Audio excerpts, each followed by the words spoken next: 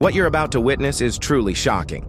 But before we continue, make sure to follow us so you don't miss out on these exclusive updates, because right now, no one else has this information.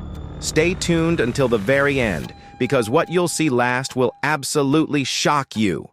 Sudiksha Konanki, a 20-year-old University of Pittsburgh student from Chantilly, Virginia, embarked on a spring break trip to Punta Cana, Dominican Republic, with 5 female friends on March 3, 2025. They checked into the Rio Republica Hotel, an all-inclusive resort known for its vibrant atmosphere. On the evening of March 5th, the group enjoyed the resort's amenities, including its bars and nightclubs. In the early hours of March 6th, around 4:05 a.m., surveillance footage captured Sudiksha appearing unwell at one of the bars, possibly due to excessive alcohol consumption. Here on the left, you can see Sudiksha vomiting, and on the right is Joshua. This is where everything started. Shortly after, at approximately 4:15 a.m., she was seen heading towards the beach with a group of 6 women and 2 men, including 22-year-old Joshua Riibe, a student from St. Cloud State University in Minnesota.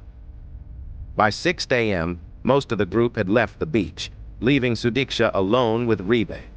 Riibe later told authorities that they had been swept away by a strong wave and carried down the shoreline. After struggling to make it back to land, he said he vomited from swallowing salt water. He claimed to have lost sight of Sudiksha during this ordeal. Riibe returned to his hotel room alone around 10 a.m. Sudiksha's belongings, including her phone and wallet, were left with her friends, which was unusual for her, according to her family.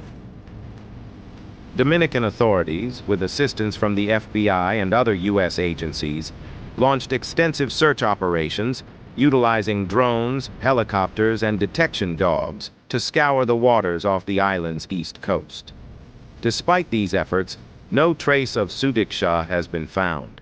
The area where she disappeared is known for its dangerous surf and strong currents, with previous drowning incidents reported earlier in the year. Riibe has been detained for questioning under what his family describes as irregular conditions, including extensive interrogations without legal counsel or translators until March 12th. He maintains that he attempted to save Sudiksha from rough waters before losing sight of her. While authorities have not labeled him a suspect, his involvement continues to draw significant scrutiny. As of today, the investigation remains active, with authorities exploring all possibilities, including accidental drowning and foul play.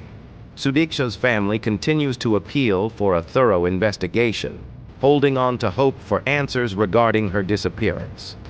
Something is not adding up in the case of Sudiksha Konanki's disappearance. While authorities continue their investigation, one thing remains clear. The inconsistencies in Joshua Riibe's statements are raising serious suspicions. Let's break them down. Joshua initially claimed that he and Sudiksha were kissing in the ocean, when suddenly a powerful wave swept them away, pulling them further down the shoreline. Now, let's think about this. You're alone with someone. You're bonding. You're sharing an intimate moment. Then, out of nowhere, danger strikes. Wouldn't common sense dictate that you stay together? That you fight through the struggle as a pair, watching over each other? Instead, Joshua states that he simply lost sight of her. No desperate attempt to hold on. No immediate search to find her. In most situations where survival instincts kick in, people naturally cling to each other for protection and safety. And yet he let go, just like that. After the supposed struggle in the ocean, Joshua says he was so exhausted that he simply collapsed on the sand and fell asleep. But here's where things get really strange. The sun in Punta Cana is ruthless. On that particular day, the sunrise was at 6:48 a.m. Joshua returned to his hotel nearly 4 hours later, and yet his body showed no signs of sunburn or sun exposure. Ask yourself, how does someone sleep for hours on a tropical beach, under direct Caribbean sun, and walk away without a single mark? If this story were true, he would have visible sunburn, or at the very least, signs of extreme exposure. But there's no evidence of that whatsoever. Imagine this. You just lost someone you were with in the ocean. Someone who was right beside you, struggling against the waves. Would you immediately seek help? Call for someone? Inform authorities? Well, Joshua didn't. He didn't tell his friends. He didn't notify hotel staff. He didn't rush to call for help. He simply went back to his room.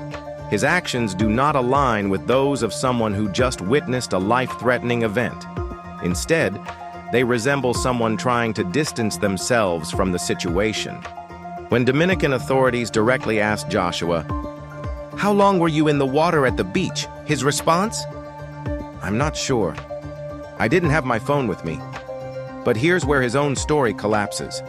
Surveillance footage shows Joshua walking to the beach, holding his phone, recording himself and Sudiksha. This is undeniable evidence that his statement to the procurator's office was false, so why lie about something so basic? At the end of his statement, authorities asked Joshua if he had anything else to add, and his response was bizarre.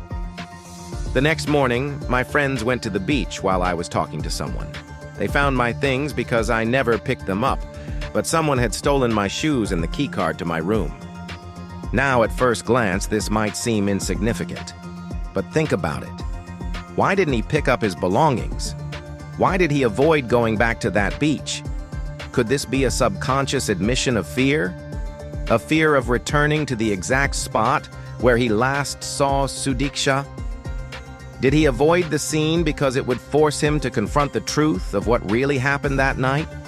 From the illogical separation in the water, to the impossible nap on the beach, to the phone footage that directly contradicts his own words, Joshua Riibe's version of events simply does not add up. There are too many inconsistencies, too many missing details, and too many unanswered questions. But here's what we do know. Sudiksha Konanki is still missing. So, we ask again, was this truly an accident? Or is there something far more sinister at play? As the case unfolds, new evidence may surface, new statements may be made, and the truth may finally come to light.